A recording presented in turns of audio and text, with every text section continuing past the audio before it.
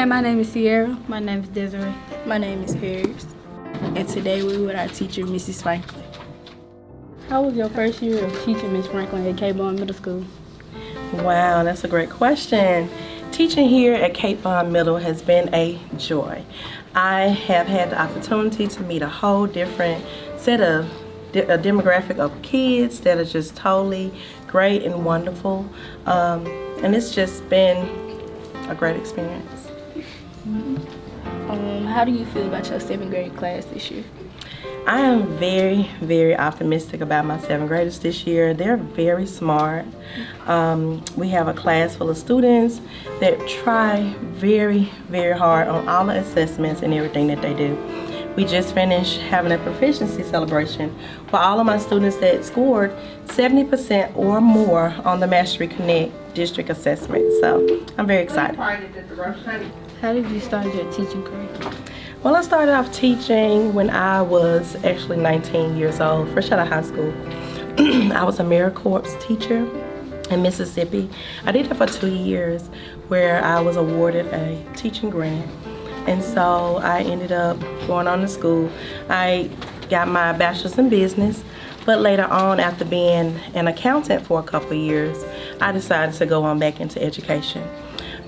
While I was a general ledger accountant, I went to school at the University of Memphis and obtained my master's in education, and then I decided to go on and teach.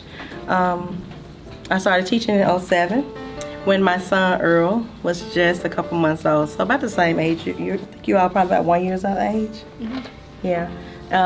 But I decided to go back because I love kids, and I just love helping out. So teaching is in my heart, so I decided to go for what I love. Do you feel that your 7th graders this year were better than your 7th graders last year? You know, that's a tough question. My 7th graders last year was just sharp, just automatically. Every last one I touched. As a matter of fact, all the 7th graders that we had last year, all of you 8th graders, were phenomenal and still are. My 7th graders this year, they're coming with a different personality, and they're coming with a lot more and just willingness to try to do. So I think I'll say both are actually great. What are your plans for your 7th grade class this year? Well, my plans for my 7th graders this year is to triple AMO and beat the 8th graders that are currently in 8th grade.